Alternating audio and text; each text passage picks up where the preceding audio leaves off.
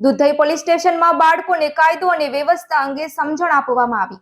Border range IG J R. Mothaliya અને પૂર્વ Kutch police વડા સાગર બાગમારની સૂચનાથી અંજાર તાલુકાના દુધઈ પોલીસ મથક ખાતે Anjar DYSP Mukesh Chaudhary, Anjar CPI CT દેસાઈના માર્ગદર્શન હેઠળ દુધઈ પીએસઆઈ એમ ઝાલાના વડપણ હેઠળ સુરક્ષા સેતુ અંતર્ગત દુધઈ પોલીસ સ્ટેશન હદ વિસ્તારની સરદાર પટેલ કુમાર કન્યા માધ્યમિક શાળાના આશરે 74 વિદ્યાર્થીઓની દુધઈ પોલીસ સ્ટેશનની મુલાકાત કરાવવામાં આવી, જેમાં બાળકોને પોલીસ સ્ટેશનના વિવિધ ટેબલની કામગીરી તથા બીટ કામગીરી તથા પોલીસ સ્ટેશનની વિવિધ સાધન સામગ્રી જેમ કે ટ્રાફિક કામગીરીના સાધનો, LED light, baton, reflector, jacket, breath analyser તથા પોલીસ સ્ટેશનમાં રહેલ વિવિધ હથિયારો અંગે જાણકારી આપવામાં આવી હતી.